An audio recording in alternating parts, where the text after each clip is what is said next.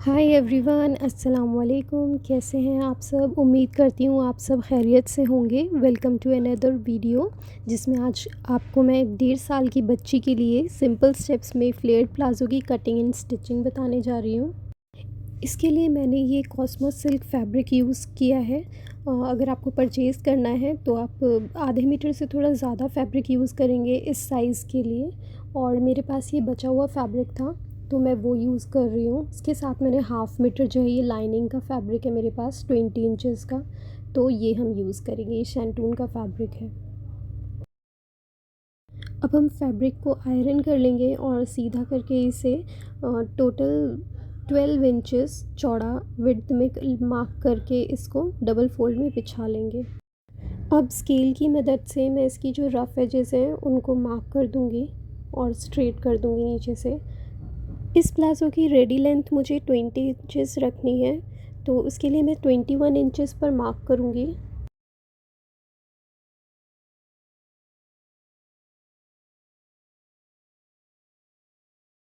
कमर के पास से 8 इंच नीचे तक मैं इसे 1.5 इंच मार्क करूंगी और उसके बाद मैं अपना हिप्स का जो राउंड है उसका मार्किंग दूंगी 8 इंच का ही। और क्रॉच के लिए भी नीचे मैं 8 इंच डाउन करके आगे 1.5 इंच एक्सटेंड करके इसे कर्व शेप दे दूंगी। अब जो हमारी 1.5 इंच की मार्किंग है उसे हम जो हमारा पाइचा है नीचे का उससे हम मिला देंगे। और साथ ही इसमें हम जो हमारा मार्जिन है उसको भी मार्क कर देंगे, जो मैं यूजुअली 1 इंची टेप की चौड़ाई जितना मार्जिन लेती हूँ। अब हमें अपनी पाइची की चौड़ाई नीचे से मार्क करनी है, तो उसके लिए ये हम मेजर करेंगे। हमने 1.5 इंच छोड़कर अपनी कमर की मार्किंग करी थी, तो टोटल हमारा हो जाएगा 9.5 इंच। और 1.5 इंच और हम इसमें प्लस कर देंगे, जिससे हमारे पाइची की चौड़ाई निकल आएगी। चौड़ाई हमारी 11 इंच की बनेगी, तो हम 11 इंच पर इसको मार्क कर देंगे और इसमें हमारा मार्जिन भी आ जाएगा। अब इसको हम हिप की मार्किंग के साथ जॉइन करेंगे और उसके बाद कर्व देते हुए क्रॉच के साथ मिला देंगे। अब जो हमारा मार्जिन की मार्किंग है वो हम लगा देंगे और बहुत ही ध्यान के साथ इसे संभाल कर कटिंग कर लेंगे।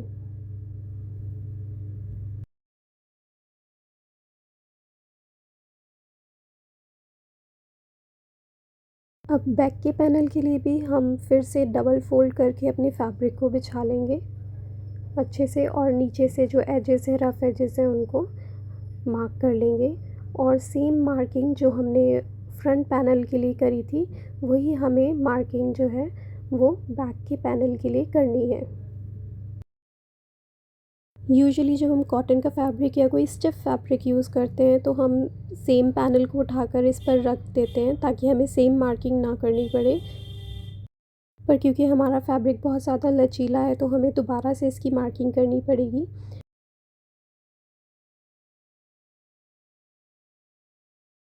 अब इसके फ्रंट एंड बैक के पैनल में डिफरेंस ये रहेगा कि इसकी जो क्रॉच एरिया है वो हम ऊपर से 1.5 इंच एक्सटेंड कर देंगे और उसको साइड की मार्किंग से स्लांट लाइन में मिला देंगे।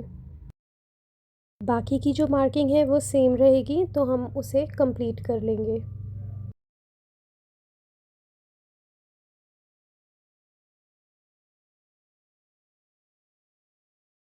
अब इस पैनल की भी हम कटिंग कर देंगे।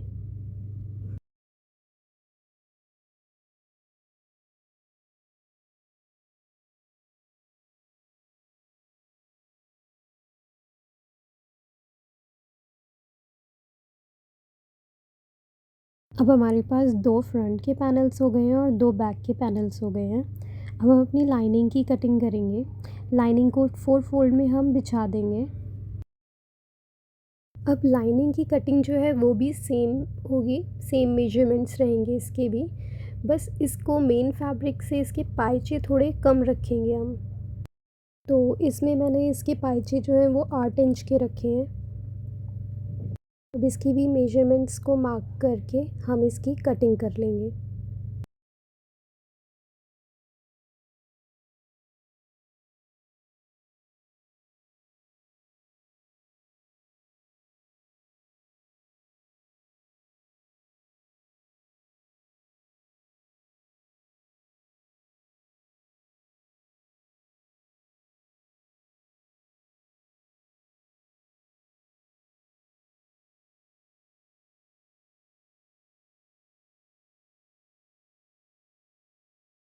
अब हम एक पैनल जो है वो बैक का रखेंगे और बैक के ऊपर एक पैनल फ्रंट का रखेंगे और उसकी साइड्स की सिलाई लगा देंगे। इस तरह से एक फ्रंट पैनल जुड़ जाएगा एक बैक पैनल के साथ। सेम हम मेन फैब्रिक और जो लाइनिंग है दोनों में इसी तरह से दोनों पाइचों को मिला लेंगे।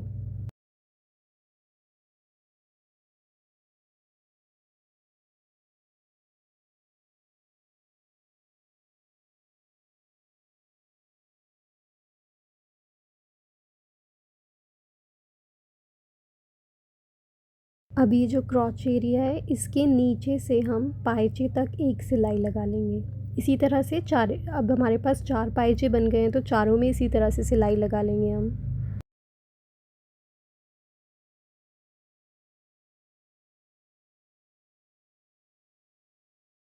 अब सेपरेटली हमारे पास ये 4 पाइचे जुड़ चुके हैं अलग अलग इस तरह से।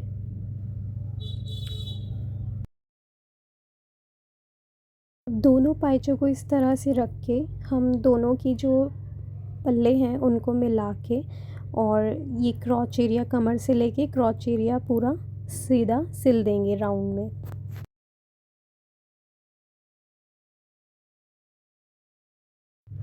अब ये इस तरह से हमारी जो पूरा प्लाज़ो है ये रेडी हो गया है। दोनों पाइचे जो हैं वो जुड़ गए हैं, कुछ इस तरह से लगेगा ये सिलने के बाद। अब इसी तरह से हम अपने जो लाइनिंग का था उसको भी इसी तरह से रेडी कर लेंगे। अब हम इसकी जो पाइचे हैं उसकी फ़ोल्डिंग कर देंगे। 1 इंच की हमने इसमें फ़ोल्डिंग का मार्जिन लिया था तो हम 1 इंच की नीचे से फ़ोल्डिंग कर देंगे, लाइनिंग में भी और मेन फैब्रिक में भी।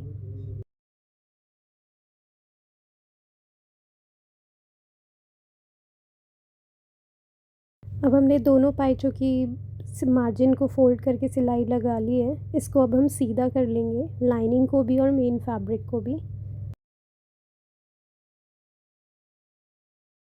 अब हम लाइनिंग को मेन जो हमारा प्लाज़ो है उसके अंदर इंसर्ट कर देंगे और अच्छे से इसको सेट कर देंगे नीचे से और ऊपर कमर की तरफ से मिलाते हुए। अब कमर की तरफ से इसे हम या तो सिलाई लगा देंगे मिलाते हुए, सेंटर मिलाते हुए, या फिर हम इसको ग्लू से भी पेस्ट कर सकते हैं।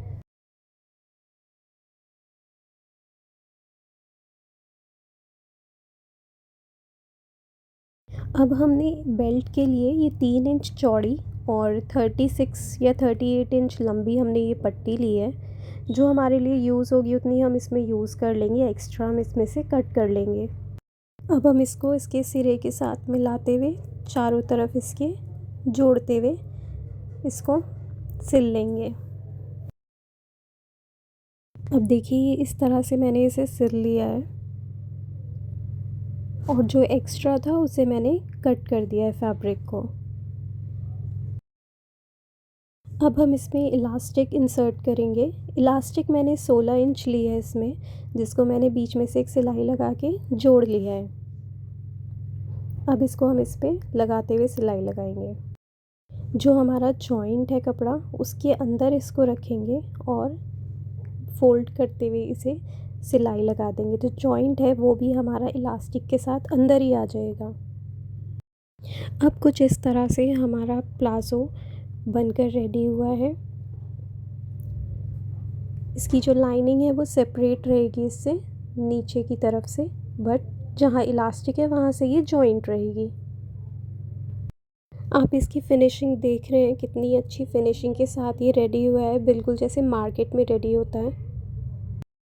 और आप इसे बहुत ही ईज़ी तरीके से स्टेप्स को फॉलो करते हुए बना सकते हैं। अगर आपको मेरी ये क्यूट से फ्लेयर्ड प्लाज़ो का ट्यूटोरियल थोड़ा भी यूज़फुल लगा है तो प्लीज़ इस वीडियो को लाइक और मेरे चैनल को सब्सक्राइब ज़रूर करना। Thank you for watching this video.